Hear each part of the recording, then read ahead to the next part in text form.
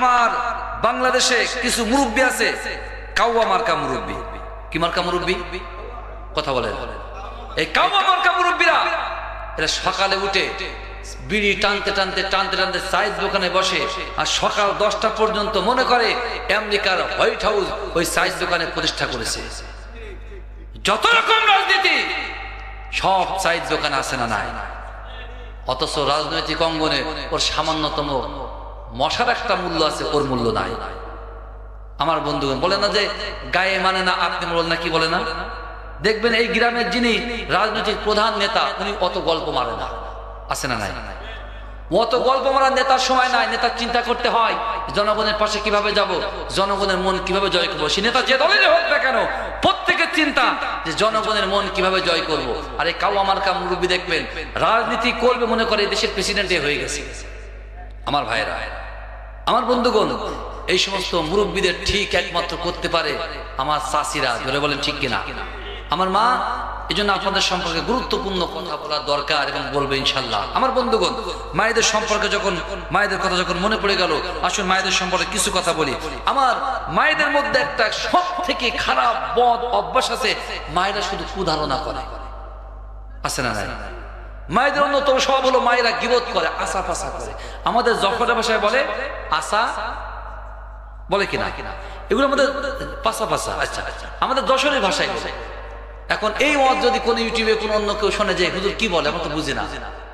আমাদের যশোরের ভাষা, তার মানে একজন আরেকজনের কথা এই লাগালাগি করা, অন্যজনের কথা অন্যের কাছে বলা। দেখবেন দুইজন মহিলা যদি এক জায়গায় হয়, গীবত শুরু হয়ে যায়, আশাপাশা শুরু হয়ে যায়। পাশের বাড়ির ভাবির গল্প, আরে জানিস ওই যে ভাবি না, ওর চেহারা ওই রকম, তাই কেউ মেকআপ করে, আছে না নাই? আর ও কত সুন্দর নাকি, ও ঘর থেকে বেরোলে মেকআপ ছাড়া বের হয় না। দেখিস ও যদি কোনোদিন মেকআপ ছাড়া বের হয়, সেই দিন বুঝবো চেহারাটা কেমন। তিনজন মহিলা যদি এক জায়গায় হয়, দেখবেন পুরো মহল্লার গীবত শুরু হয়ে যায়। চারজন হয়, পুরো গ্রামের গীবত শুরু হয়ে যায়। একেবারে গীবত করতে করতে করতে পুরো গ্রাম যখন শেষ, আর গীবত করতে কারোর বাকি নাই। সর্বশেষ গীবত করে, বলতো সংসারটা কেমন চলছে?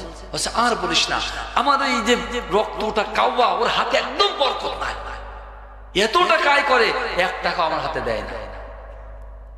তোমার হাতে দেবে কি করে? তুমি যে তোমার হাতে যে টাকা দেয়, তুমি টাকা আমি সব বাবার বাড়ি পাঠাবা, আছে না নাই? তো সব মহিলা না, সব মহিলা না। দেখবেন কিছু কিছু মহিলা আছে তাদের একসাথে সংসার, এরা দেখবেন স্বামীর পকেটের টাকা নিয়ে বাবার বাড়ি যায়, যে বলে যে এই শাড়িটা আমার বাবা কিনে দিয়েছে, এই গয়নাটা আমার বাবা কিনে দিয়েছে।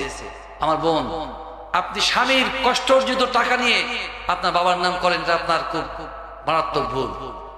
আর আমার যুবক ভাইদের মধ্যে আরেকটা বদ অভ্যাস আছে, যুবক ভাইরা এরকম যাত্রার নামে মিথ্যা অপবাদ দেয়, কুধারণা করে, মিথ্যা কথাও বলে, আসে না না? যদি কোনো বোন এসএসসি পরীক্ষা দিয়েছে, ইন্টার লেভেলে ভর্তি হয়েছে, নতুন কলেজে গিয়ে বোরকা পড়া শুরু করেছে, যুবকদের চোখে যদি পড়ে, বলবে বাবা জীবনে এমন খেলা খেলেছে, এখন বোরকা না পরে যাচ্ছে না, লজ্জায়, আছে না নাই?